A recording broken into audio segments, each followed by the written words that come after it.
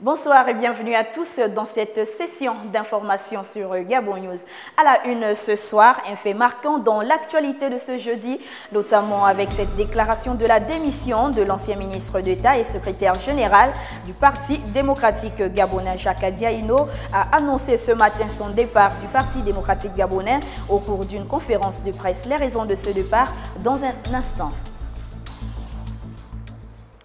On ouvre ce journal avec le basculement de Jacques Adiaino du Parti démocratique gabonais pour l'opposition. Il a devant de nombreuses personnes venues pour l'écouter donné quelques raisons qui ont motivé sa démission du parti qu'il a pourtant formé et qu'il a dirigé de main de fer. Suivez plutôt cet élément de Martial Tsonga, Kenyongori et Refu Itoga. Il est 10 h ce jeudi 6 mars 2014 à Libreville, quand Jacques Adiaino fait son entrée. La salle est déjà pleine ou presque, celle où se tient la déclaration de l'ancien ministre d'État de Feu Omar Bongo Ondimba et ancien secrétaire général du Parti démocratique gabonais. Homme des médias et acteur politique, Jacques Adiaino, comme Jean Ping, a déclaré et montré aux yeux du monde, et ce, devant les médias nationaux et internationaux, qu'il est un homme courageux et qu'il assume ses actes. Je suis clair, dira-t-il, qu'il a le courage de ses opinions. Pour lui, la vie humaine n'est qu'un instant emprunté au temps. C'est à ces propos qu'il a pris la résolution de quitter le Parti démocratique gabonais, dont la lettre de démission aurait été déposée par son huissier de justice ce jour même. Je suis opposé à ce qui se passe et je suis opposant, ajoutera-t-il. Comme un seul homme, une pluie d'applaudissements et de soutien pouvait se laisser entendre. Il faut tout de même souligner que cette conférence de presse a vu la présence remarquable de Zachary Miboto, Éloi Randy-Chambrier, Albert Yongari, Jean Ping, Jean Yegendang, Pierre-André Kambila, Jean-Marc Eko, Paul Maleko et bien d'autres personnalités politiques et syndicales.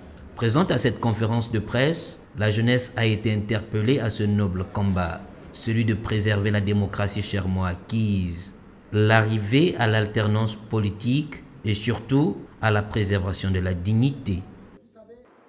Et puis, on se demande si les taux se resserrent autour du Parti démocratique gabonais. Ce jour, une nouvelle défection, et pas des moindres, de cette formation politique qui a fait l'actualité. Jacques Adiaino, après Jean Ping, a annoncé sa démission ce jeudi 6 mars 2014. À ses côtés, plusieurs anciens hiérarques de l'opposition et de nouveaux compagnons. Reportage Kenyongori, Martial Tsonga et Refu Itoga.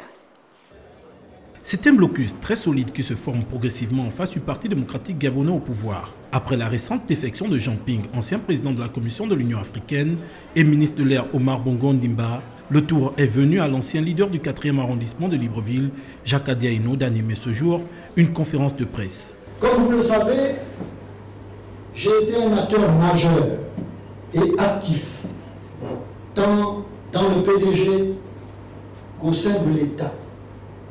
J'ai toujours entretenu un dialogue critique et constructif avec le président Omar Bongo. Au menu, une démission au parti au pouvoir pour une adhésion à l'opposition et un combat à venir pour un nouveau Gabon. Chers compatriotes, il est encore temps de vous ressaisir et de reprendre votre liberté. Votre dignité est à ce prix. Je m'adresse là à ceux qui n'ont pas encore compris que ce pays est à nous et c'est à nous seuls de le bâtir. À cet appel, je voudrais associer les jeunes. Je les invite à réfléchir sur leur quotidien morose et plein d'incertitudes, de faire un choix pour un avenir moins sombre. Cette démission n'est pas la première, car l'élection présidentielle de 2009 avait déjà entraîné une vague massive de départ au sein de la plus grande et ancienne formation politique du Gabon. Jean Ping, Jacques Adiaino et certainement Marcel Éloi Randy-Chambrier sont les tout derniers de ce parti à rejoindre les rangs de l'opposition. Par ailleurs, l'ancien ministre d'État et secrétaire général du Parti démocratique gabonais, entendez PDG, a tenu une conférence de presse ce jour à Libreville, une conférence qui annonce son divorce d'avec le pouvoir en place et le PDG. Les détails avec Marcia Tsonga, Kenny Ongori et Refu Itoga. Je refuse tout ce qui se fait dans notre pays. Je n'ai jamais plus participé à une activité du PDG depuis 2009.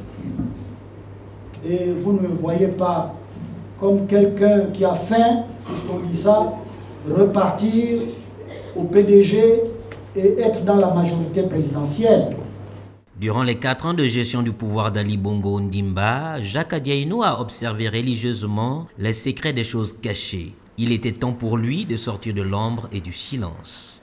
C'est clair que quand on combat un régime, on est opposant au régime.